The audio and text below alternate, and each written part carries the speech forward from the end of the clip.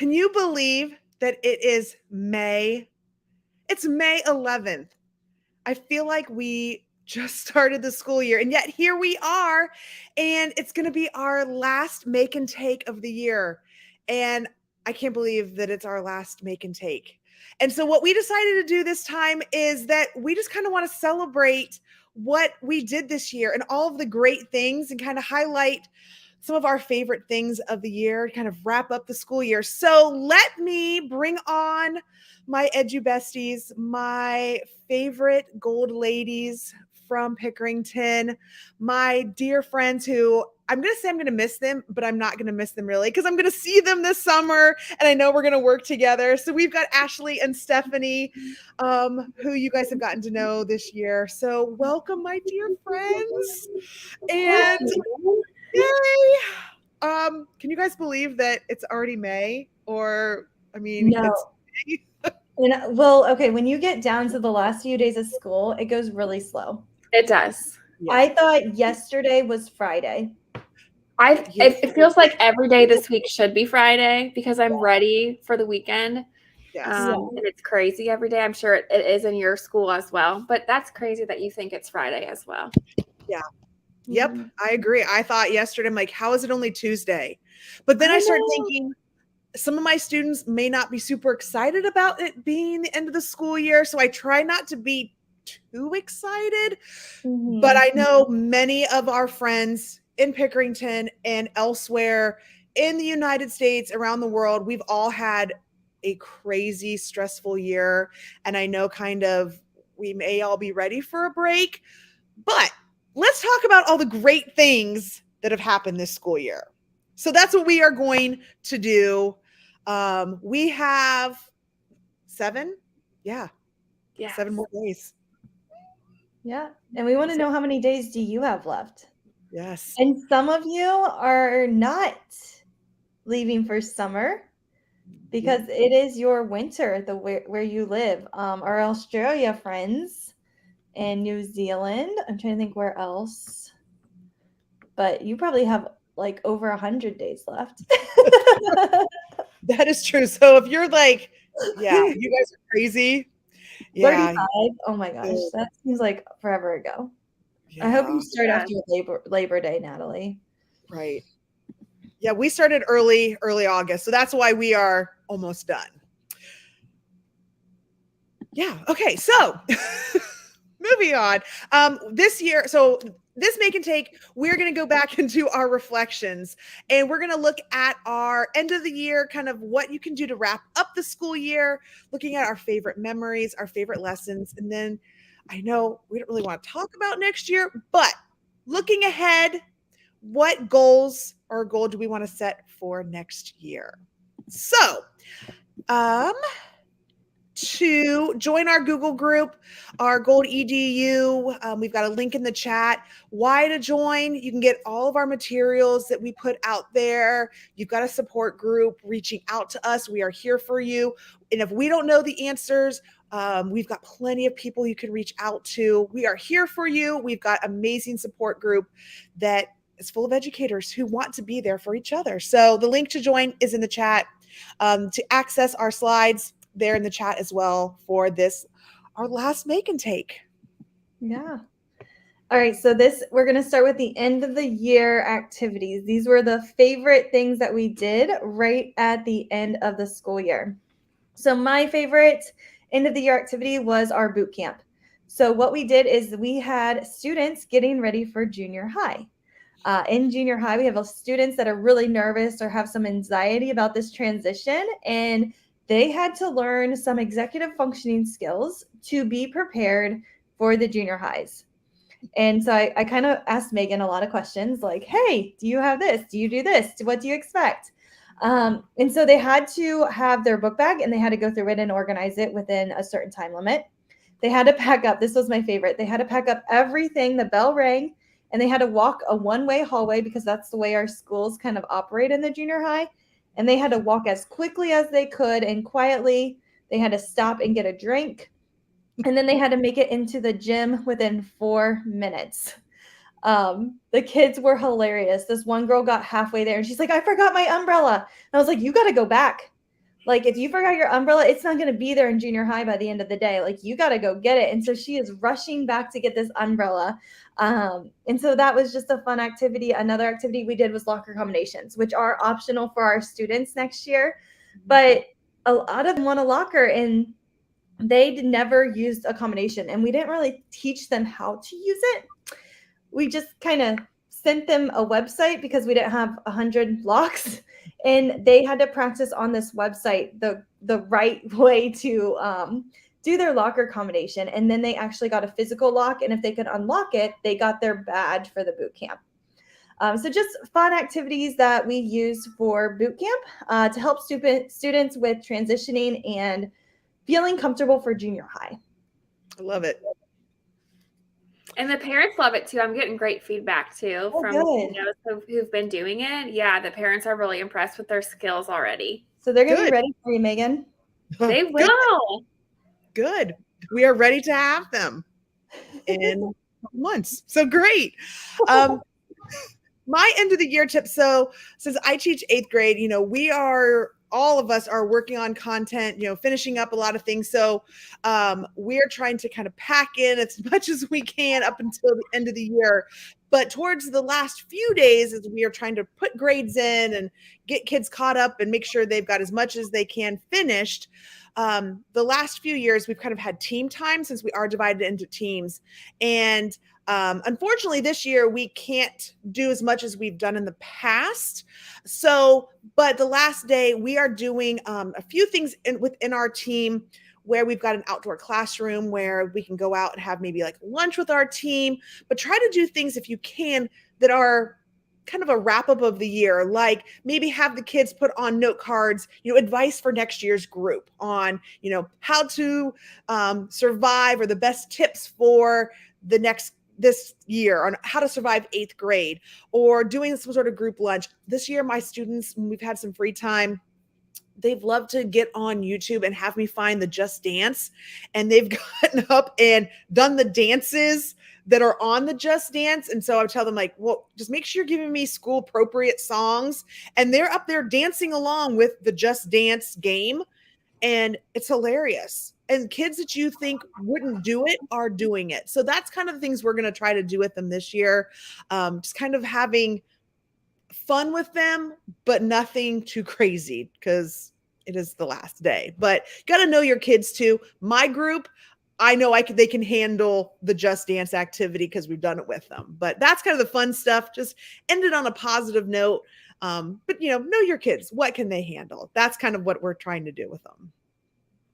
And speaking of knowing your kids and what they can handle, maybe they need jobs to keep them busy. I love giving my students jobs. So I was updating a video for 4th graders to help them with their transition to middle school. And I had other students helping me with video clips. We updated the video. They loved it. And then what's really cool is that their teachers from elementary school can then see them in that video. So I have them help me with a lot of videos. I have them help me with planning events. They have really great ideas. And if they can put their ideas on paper and put something together, whether it be a special lunch or a cool thing to do at recess, or just other fun projects that they can lead, they love that. And then the last thing is beautification. So I also love to throw in some service type jobs. So in my girls group, we're going to be doing things with the front flower beds, weeding them, planting. Not planting. Last year we planted flowers. This year we're going to be painting rocks that look like flowers, but just ways to make the outdoors look more beautiful. And it gives them that sense of accountability, and they feel really proud of what they're making, and proud of how they're improving the school. So jobs are a great way to keep students busy. And for some of the things that you have to take care of during the school year, have them help you with it so it saves you time too. Can my students help you with beautification? Yes, they would love to. We have a lot of awesome painters. People are painting ceiling tiles right now. So it's awesome. It also helps them discover their strengths and put their strengths to good use in those jobs. So yes, I will send all my students your way, Natalie.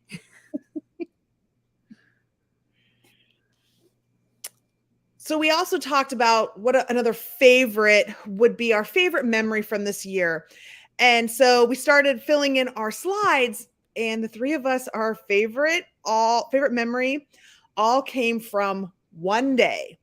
We have an innovation conference that all the teachers in Pickerington go to. And the past couple years, because of COVID, has been virtual. And we have speakers that present to us, and then teachers can sign up and present to all the other teachers different ideas. And so, of course, Stephanie wrangles Ashley and I into presenting. And I will tell you, ever since this has been presented in Pickerington, and I don't know how many years we've done this, 6, forever, it seems like, I'm the teacher that's like, I'm not doing this. I'm not presenting. I'm not talking to my peers. No way, no way, no way. I will go watch Stephanie talk, and I will sign up for all of her sessions, but I'm not presenting to anyone except this year. When And you loved it. Yes. And we presented 3 times. We presented Yes, 3 times. we're so extra. Yes. And people loved us. So this was our favorite memory, the 3 of us presenting, because we are amazing. If I can just toot our own horns a little bit, we have great feedback. And this is why this is our favorite memory, was doing what we do right now and what you guys see, the 3 of us talking about the things that we love, things that we have learned, and sharing with our peers, stepping outside of my comfort zone 1,000,000%. This is Stephanie's thing. She does this all the time. Ashley and I, no. Ashley, you don't do this either, do you? No, just this year. Yeah. Right. And so this is not us. This is Stephanie. But now she's made us do this, and now I'm like, oh, I can do this. Oh, right. I agree. This is fun. Right. Yeah, they usually freak out if I'm like a little bit late. Like I think I was late to one of the innovation conference sessions or something. Yeah. And I'm getting like texts like, where are you? I'm like, I'm coming. I just had to deal with something. Right. But I'm so proud of you guys for stepping out of your comfort zone, because it is not easy. It's especially not easy to present to your peers because you hear some of the comments that they make about other people or the things that they think about professional learning, and it's scary. But I think the staff really enjoyed our session, especially the SmackDown, because we kind of let our guard down, I think, too. The first 2 sessions were pretty serious, not a whole lot of jokes and laughter, but by this session, I don't know what happened. We just let it go. We did not care. It was the last one. And yeah. So thank you, Stephanie, for pushing us. And it was great. So that was presenting. Yes. Now we'll see what happens next year. All right. So up next is thinking about your favorite lesson. So what's something that went really well this year? Maybe it was a favorite topic that you led for your students. Maybe it was something that was student led. So just kind of reflecting on the year, what's something that went really great that you enjoyed with your students? And when I think about my favorite lesson, it was teaching students how to create their own Google site. I actually did this with Stephanie. We went into a team and helped students create portfolios to capture some amazing work that they did throughout the year. This was also a great opportunity to get them some experience with using a roadmap.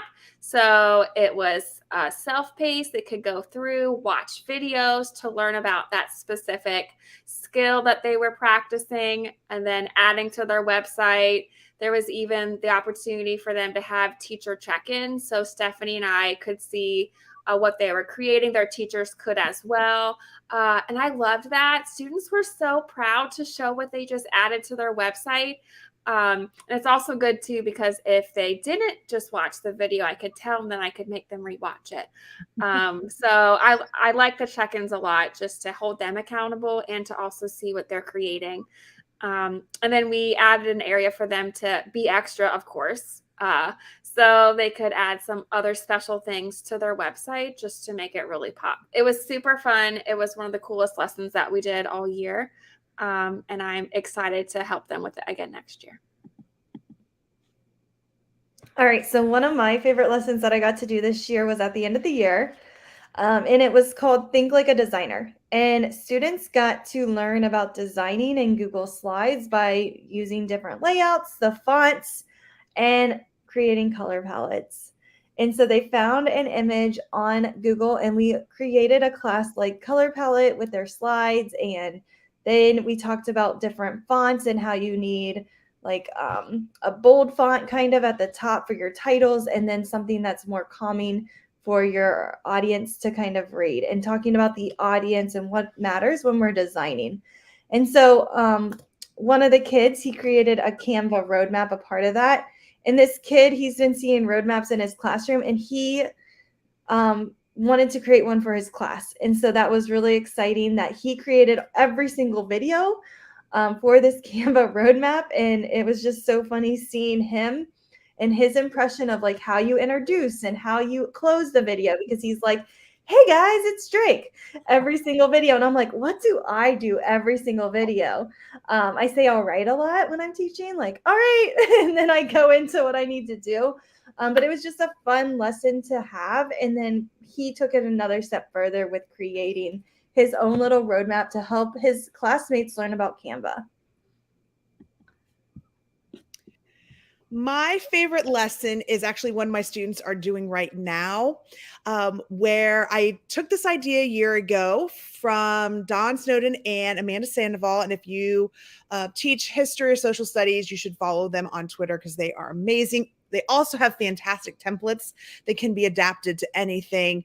But it is a dinner party that I've got my historical figures from the Civil War, and my students have to then do a little bit of research, and then they have to place them around the dinner table, looking at why did they place the people next to each other, what conversations are they going to have, and then looking at what issues could arise, and then what crucial conversations could take place.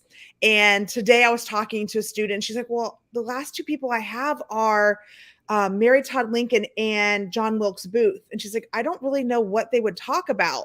And so we had a conversation, and I'm like, well, what information could John Wilkes Booth try to get out of Mary Todd Lincoln? And she's kind of looked at me, and I'm like, I go, well, what happens? Where's Mary Todd Lincoln going at some point, like in April? And she goes, oh, that play. And I'm like, and what does John Wilkes Booth do? She goes, oh, he could try to figure out like what time they're getting there. And I'm like, yeah.